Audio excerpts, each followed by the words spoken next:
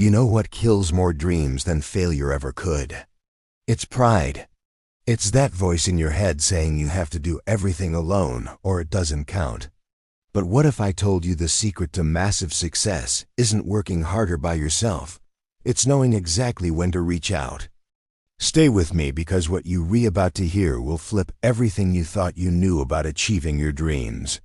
Meet Jake Turner, 23 years old, living in a small Montana town where dreams either die quietly or fight like hell to survive. Jake's father passed away when he was 17, leaving him nothing but an old woodworking shop with a leaking roof and the crushing weight of taking care of his sick mother, Sarah. Every morning before sunrise, Jake would walk to that broken-down workshop and pour his heart into building custom furniture by hand. Beautiful work, the kind that takes real skill. But being talented wasn't paying the bills. His customers were locals who barely had money themselves, always haggling, always asking for discounts. After buying materials and his mom's medications, Jake had maybe enough left for soup and bread. That's it. But Jake wasn't built to settle. Late at night, he'd sit by the workshop window staring at the mountains and let himself dream big. A real furniture store. Customers driving from everywhere just to buy his pieces. His name meaning something. His mom finally getting the treatment she desperately needed. The problem was, every single time he saved even a little money, life would snatch it right back. The roof would leak. A tool would break. His mom would need the doctor again. And the people in town didn't help. This farmer named Buck would stop by just to mock him, saying things like, "Jake, you can't even afford decent lumber and you're dreaming about some fancy store? Wake up, kid." Those words cut deep, but Jake used that doubt as fuel. He refused to quit. Then everything changed. An older gentleman named Marcus Chun, a traveling furniture dealer with a serious reputation, walked into Jake's shop one October afternoon. He looked around, examined Jake's work and said, "I need a dining table, 8 feet long, solid oak, hand-carved. I'll pay you $1,500, 1 week." Jake's heart nearly exploded. $1,500 was more than he made in 2 months. This was his shot. He shook Marcus's hand without hesitation and said, "Consider it done." But 3 days into the project, disaster struck. Jake ran out of wood. He went to the lumber yard and the owner said, "Winter's coming, prices doubled. That oak you need? $800. Jake had $350 to his name. He tried borrowing from his buddy Travis, went to the bank, considered every option. Nothing. That night, sitting alone in his workshop staring at the half-finished table, Jake actually thought about giving up, selling the shop, getting a regular job, letting his dreams die like everyone said they would. But then he remembered his mom's words from when he was a kid. "Jake, every mountain starts with a single step. You just keep putting one foot in front of the other, no matter how steep it gets." Those words hit him like electricity. The next morning, Jake made a terrifying decision. He loaded his pickup with every small piece of furniture he had, things he'd made for practice, folding chairs, a side table, a stool, and drove 3 hours to the big weekend market in Billings. It was a massive gamble. If he didn't sell these pieces, he wouldn't even have gas money to get home. He'd be stranded. For hours, people walked right past his booth. His confidence was dying with every minute. Then a well-dressed woman in her 50s stopped, examined his folding chairs, sat in one, and asked, "Did you make this?" Jake nodded. "Yes, ma'am, all by hand." She smiled and said, "This is beautiful work. How much for all 6? Jake quoted a fair price, expecting her to negotiate. Instead, she pulled out her wallet, paid him on the spot, and gave him an extra $50 as a tip. Don't undersell yourself, young man. Quality like this is rare. Jake drove back with enough money to buy the oak he needed. He worked the next 72 hours straight, barely sleeping, fueled by coffee and pure determination. When Marcus came back exactly 1 week later, the table was finished. It was the best work Jake had ever done. Marcus examined every detail and smiled. "Jake, you've got real talent. Don't ever let this town convince you otherwise." He paid the full $1,500 and left. For a few weeks, life felt different. Jake could breathe. But the universe wasn't done testing him. Word spread about Jake's craftsmanship. Then came the call that would change everything. A restaurant owner from Bozeman named Richard wanted 10 custom dining tables delivered in 30 days. The payment? $8,000. Jake's hands shook. That was more money than he'd seen in his life. That was transformation money. But it was also terrifying. 10 tables, 30 days, working alone in a barely functional workshop. It seemed impossible. Every logical part of Jake screamed to say no, to play it safe. But the part of him that refused to settle said yes. That night he mapped it out. 18 hours a day, every day, with perfect efficiency. But he needed $4,000 up front just for materials. Jake looked around and his eyes landed on his father's gold pocket watch, engraved with their family name, supposed to be passed down to his own son someday.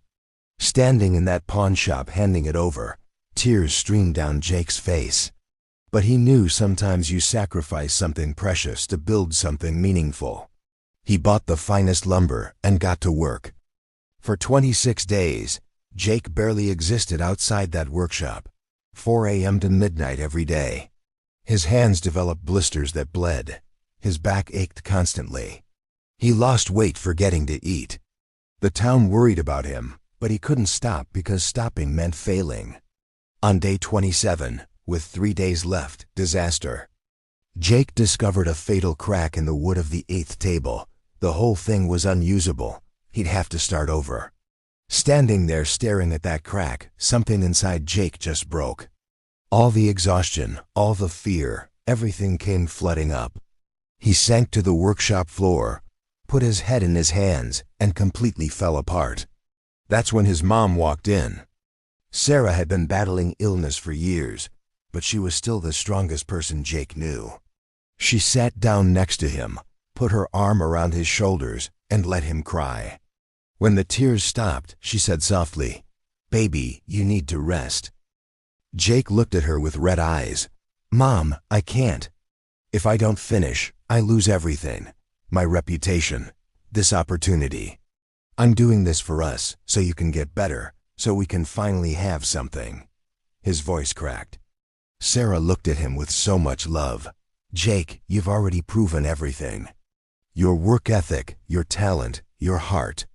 But sweetheart, if you destroy yourself, this success won't mean anything." She was quiet for a moment, then said something that changed everything. "Why are you doing all of this alone?"